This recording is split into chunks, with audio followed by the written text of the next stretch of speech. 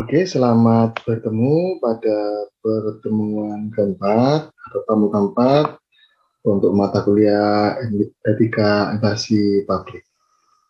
Pada kesempatan ini kita akan ngobrol tentang HAM, kekuasaan, dan demokrasi. HAM atau kita kenalkan hak asasi manusia, betulnya dari Prancis dikenal dengan droit de l'homme.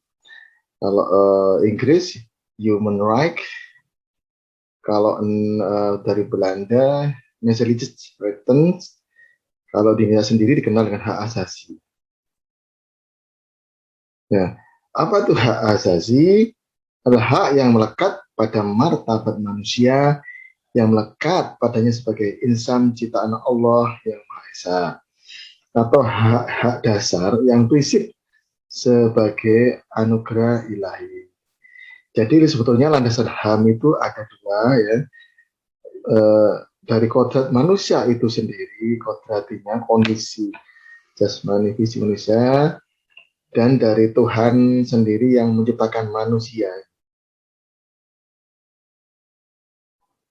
Hak asasi manusia betulnya ada tiga, intinya itu hak hidup, hak bebas, hak milik. Untuk hak hidup itu adalah harus ada perlindungan terhadap kekerasan dan penghilangan nyawa orang lain. Dengan adanya hak hidup ini, maka ada dilema sosial atau yang terjadi di masyarakat. Ada hukuman mati dilawankan dengan hak asasi manusia. Yang kedua, hak bebas. Artinya bebas berbicara, kita bebas berkumpul, kita bebas bergendak. Tentu implikasinya bagaimana dengan keadaan kebebasan pers, kebebasan politik yang ada di suatu negara. Yang ketiga, hak milik. Hak milik ini terkait dengan bagaimana upaya perlindungan dari penyitaan, perampokan, nasionalisasi, ya, penggelapan, ya, itu adalah hak milik. Implikasinya apa? Tentu ini terkait dengan hak kekayaan intelektual dan hak wilayah, ya, masyarakat adat. Nah, ini yang harus kita cermati pada saat ini. Tadi kita sudah bicara HAM, yang berikutnya kita bicara tentang kekuasaan atau legitimasi atas kekuasaan. Di sini ada dua, ya. Legitimasi sosial itu menurut Max Weber ada tiga, ya. Ada dominasi tradisional, ada dominasi karismatik, ada dominasi secara legal dan formal. Yang kedua, legitimasi etis, yakni keabsahan, kesahan kekuasaan yang dilandasi oleh nilai-nilai etika.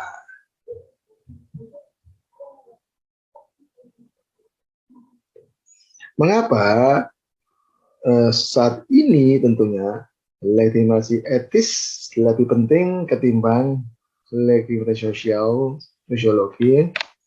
Karena ya kita lihat saat ini persoalan etis yang pada akhirnya itu akan menentukan apakah kekuasaan yang diberikan kepada seseorang, ya, itu akan berjalan secara efektif. Jadi di sini yang kondisi saat ini yang tepat adalah legitimasi etis, karena ini menjadi dasar landasan normatif bagi setiap kegiatan tatanan kenegaraan. Oke, berikutnya yang ketiga adalah demokrasi. Demokrasi betulnya berasal dari bahasa Yunani, dari kata demokratia, yang berarti kekuasaan rakyat. Betulnya demokrasi ini tidak dua kata, yaitu demos yang berarti rakyat dan kratos yang berarti kekuatan atau kekuasaan. Demokrasi di sini itu mencakup kondisi sosial yang ada saat ini, kondisi ekonomi saat ini, kondisi budaya saat ini yang memungkinkan dalam terjadinya praktek kebebasan politik, baik secara bebas dan setara. Apa itu batasan demokrasi? Menurut Presiden Abraham Lincoln, menurutnya pengertian demokrasi adalah sistem pemerintahan yang diselenggarakan oleh rakyat untuk rakyat.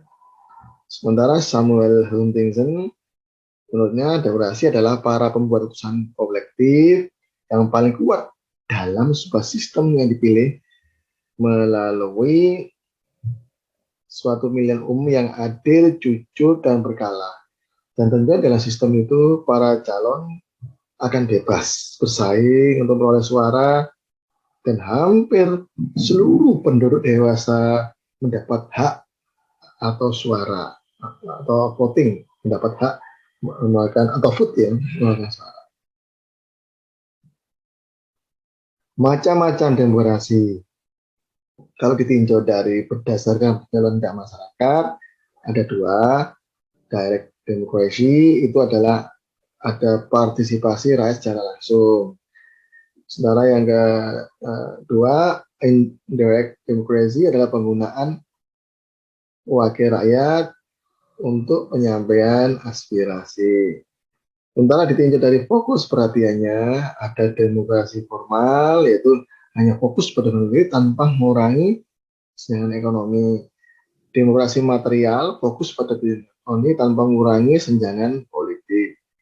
Yang ketiga, demokrasi gabungan, yaitu fokusnya sama-sama besar, yaitu bidang politik maupun fokus pada bidang ekonomi.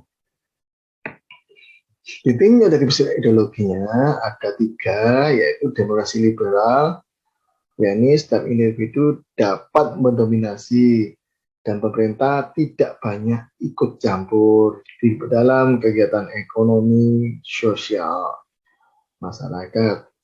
Demokrasi komunis, pemerintah mendominasi atau kekuasaannya tinggi dipegang oleh penguasa atau pemerintah sendiri. Sementara ini yang terakhir, demokrasi Pancasila yang kita anut, yaitu demokrasi yang didasarkan dari ideologi Indonesia, yaitu Pancasila berdasarkan tata sosial dan budaya bangsa Indonesia. Ya, ini ada prinsip-prinsip demokrasi yang disampaikan oleh Bapak Al-Madudi sebagai soko guru demokrasi. Yang pertama, ada prinsip kedaulatan rakyat. Ya.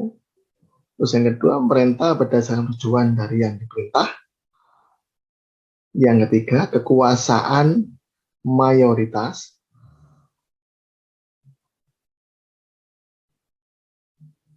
Terus menghargai hak minoritas. Terus memberikan jaminan hak asasi manusia. Terus persamaan semua di depan hukum. Terus adanya pemilihan yang bebas, adil, dan jujur. Terus prinsip demokrasi yang lainnya adalah proses hukum yang wajar, tidak ada rekayasa. Terus pembatasan perintah secara konstitusional.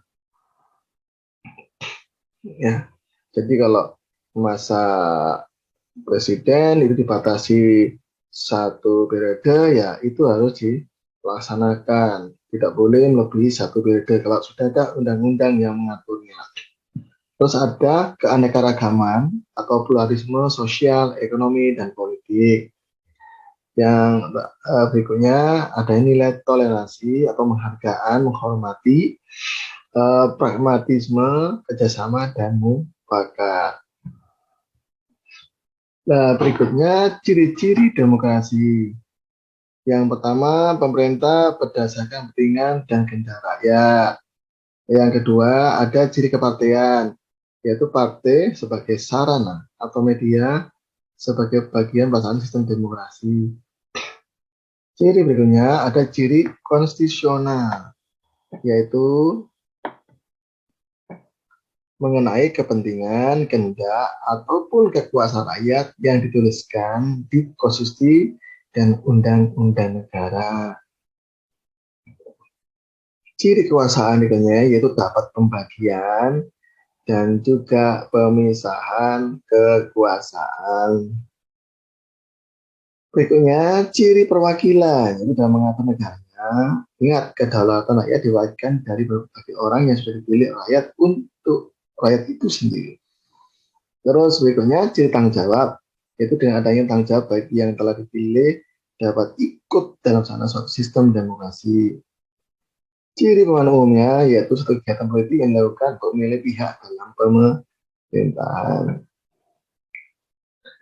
Adapun nilai-nilai demokrasi harus ada penjaminan tegaknya keadilan, terus adanya penekanan pada penggunaan kebebasan seminimal mungkin, jangan sampai kebebasan itu melanggar hak orang lain. Terus adanya pergantian kepemimpinan dengan teratur, terus menyelesaikan perselisihan dengan damai dan secara melembaga. Dan berikutnya, berikutnya adalah menjamin terselenggaranya perubahan terjadi di masyarakat dengan damai atau tanpa ada gejolak. Dan ini adalah isu-isu yang saat ini yang tentunya bisa Bapak Ibu sekalian lihat terkait dengan HAM, demokrasi, kekuasaan ada. Yang lagi muka sekarang ini pro kontra LGBT.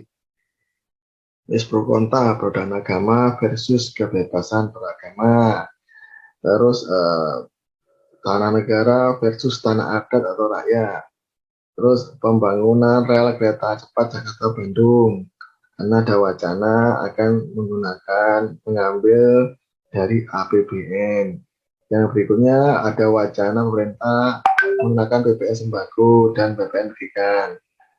Berikutnya wacana kerjasama Dijen Pajak dan Perbankan Nasional dalam rangka melacak aset wajib pajak. Tentunya data-data dari pihak perbankan tentang nasabah ini akan diberikan, akan diketahui oleh Dijen Pajak. Ya, demikian penjelasan saya untuk topik demokrasi dan kekuasaan. Ya, terima kasih. Dan mohon maaf jika ada kekurangan, dan sampai bertemu pada pertemuan berikutnya.